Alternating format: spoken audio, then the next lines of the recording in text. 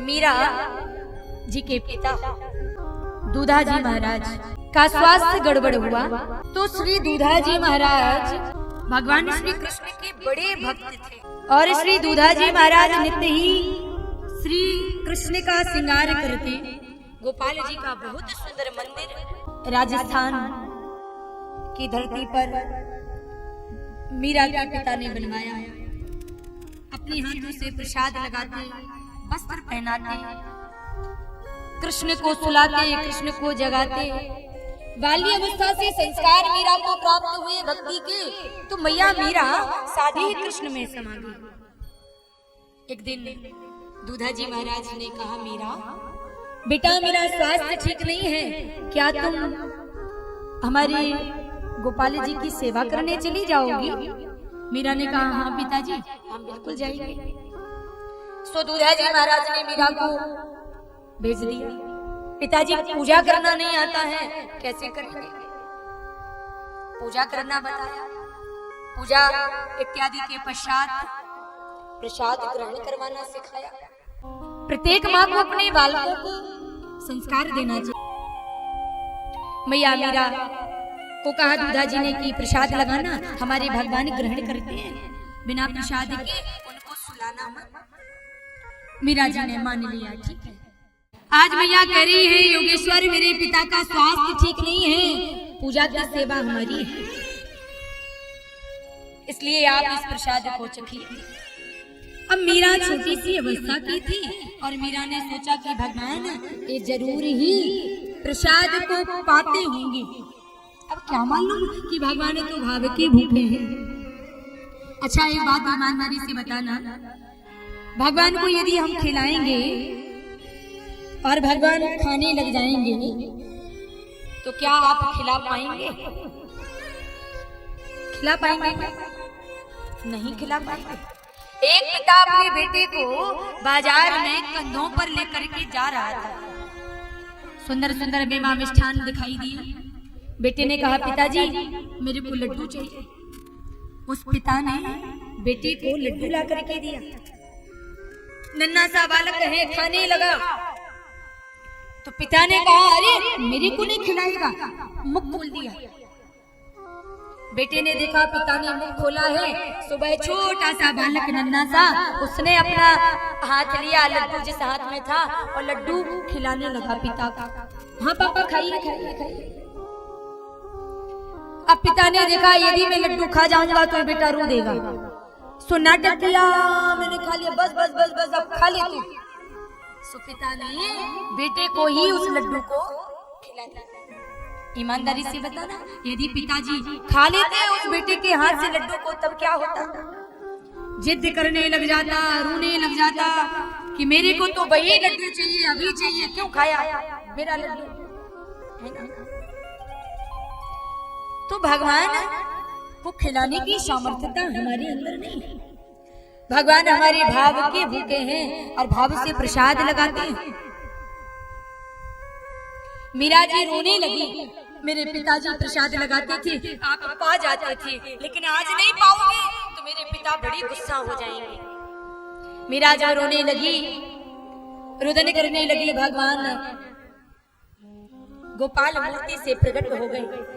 हाथ में लिया कटोरा, पूरा दूध पी गए भगवान। और मीरा ने उस कटोरे को लिया, वापस आई मैया और पिताजी से बोली, पिताजी आज की पूजा संपन्न हो गई है। दूधाजी महाराज को देखने के लिए कुछ मित्रगण आए थे, बोले हमको प्रसाद नहीं मिलेगा क्या? मीरा प्रसाद नहीं लाई हो? मीरा ने कह दिया, अरे पिताजी जो प्रसाद लगाया हमने सो सारा के सारा गोपाल जी पी गए। अब दूधाजी महाराज सोचने लगे, हम तो रोज प्रसाद लगाते, हमारा तो कभी ना पियो। आज मीरा तुमने प्रसाद लगाया तो बचा भी नहीं है। झूठ बोल रही हो मीरा, प्रसाद लगाया जाता है, भगवान खाते थोड़ी है। ले आओ बेटा प्रसाद, जाइए। मीरा ने कहा, पिताजी सौगंध दिखा के कहती हूँ, गोपाल प्रकट हुए मूर्ति से और सारा दूध पी गए।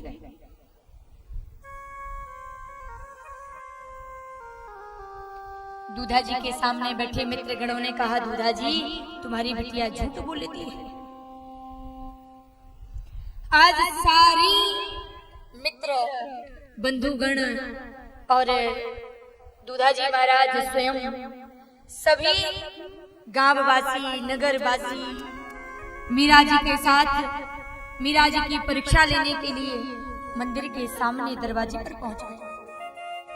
प्रसाद पवाया, तुम्हारे प्रसाद को भगवान ने ग्रहण किया। मीरा, तुम्हारे सामने ठाकुर जब दुग्ध पानी कर सकता है तो हमारे सामने पुनः दुग्ध पानी कराइए। सो मीरा ने आज भगवान को देखा, प्रभु पहली बार आई है और मुझे परीक्षा भक्ति की देनी पड़ रही है। मीरा जी ने दूध का कटोरा रखा, पुनः पर्दा लगा दिया। मेरी इज्जत मेरी लाज को रख लेना गोपाल। मैया मीरा के नेत्रों से आंसू बह रहे हैं। आज दूधा जी महाराज ने देखा, नतमस्तक हो गए, चरण पकड़ लिए। धन्य है बेटी मीरा, 64 वर्ष की आयु हमारी हो गई, कभी मैंने गोपाल को प्रकट नहीं कर पाया। आज मीरा के कारण, मीरा की भक्ति के कारण हमारे यहाँ पर भगवान की भक्ति का, भगवान के स्वरूप का प्राकट्य हुआ है। मीरा तुम धन्य हो। मीरा की मां ने मीरा को कृष्ण की मूर्ति प्रदान कर दी। सामने से निकल रही थी बारात, सो मीरा बोल पड़ी, मैया ये क्या देख रही हूँ? एक घोड़ बाजे नगाड़े, इतनी लंबी यात्रा नगर में किस चीज की है? मैया मीरा की माँ बोली, मीरा ये दूल्हे की बारात आ रही है। मीरा बोली, माँ मेरी बारात कब आएगी? क्या मेरा विवाह नहीं होगा? मेरा भी तो दूल्हा आना चाहिए। मीरा की माँ बोली, तुम्हारा दूल्हा आएगा। मीरा जानती हो तुम्हारा विवाह किससे होना है?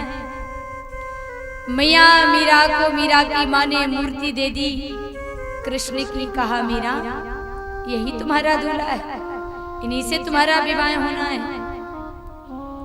अब तो मीरा संतन डिग बैठ बैठ लोक लाज खोई। दासी मीरा बन करके जगह जगह गोविंद के गुण गाने लगी। बहुत बदनामी होगी, बड़ा उपहास होगा, बड़ी यातनाएं सहन करनी पड़ेगी, उलाहने मिलेंगे। मीरा को बोला गया। मीरा ने कहा, अब जो भी हो, लेकिन ईश्वर को पाने के बाद लोग कहते हैं ये तो पागल है। पागल अर्थात जिसने कुछ पा लिया हो और जो पाने की चाह में अपने आप को भुला दिया बैठा हो। जिसने मान सम्मान निंदा स्तुति सभी का त्याग कर दिया, अर्थार्थ में वह भक्ति में पागल व्यक्ति पागल कहलाता है। भगवान को पाने के लिए ब्रजवासियों ने क्या क्या नहीं किया।